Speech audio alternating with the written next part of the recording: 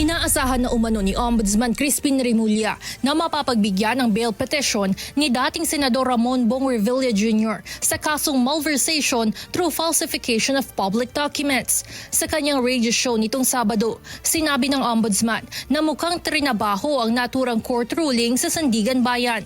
Ngunit naging eye-opener umano ito sa kanila para lalong pagsikapan ng laban kontra korupsyon. Simula nang umupo si Ombudsman Remulla sa posisyon noong nakaraang taon, itinaas na nila ang standard sa reasonable certainty of conviction bago maghain ng mga kaso sa hukuman.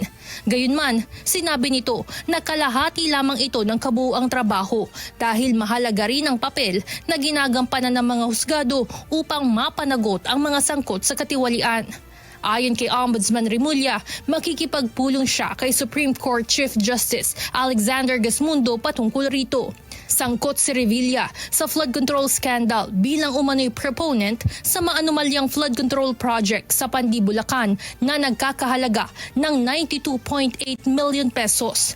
Nakapagpiyansa ito nitong Biyernes, July 31 sa halagang 1 million pesos. Habang denied naman ang bail petition ng lahat ng kanyang kapwa-akusado mula sa Bulacan 1st District Engineering Office, gaya ni Bryce Hernandez at JP Mendoza. Samantala, ipinaalala rin ni Ombudsman Remulla na bukod sa flood control scandal, mayroon pang hindi naaareglong kaso si former Senator Revilla sa Sandigan Bayan. Anya, 123 million pesos pa umano ang hindi nito naiisauli kahit absuelto na sa PDAF scam.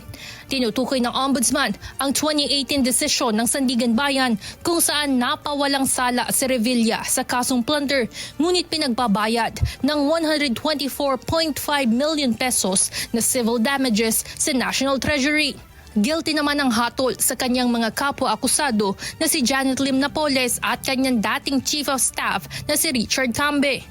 Ayon kay Ombudsman Remulla, bahagi lamang ng mas malaking laban ang granted bail petition ni Revilla, ngunit lalo lamang anya nitong pinaiigting ang kanilang pagsisikap na labanan ang katiwalian.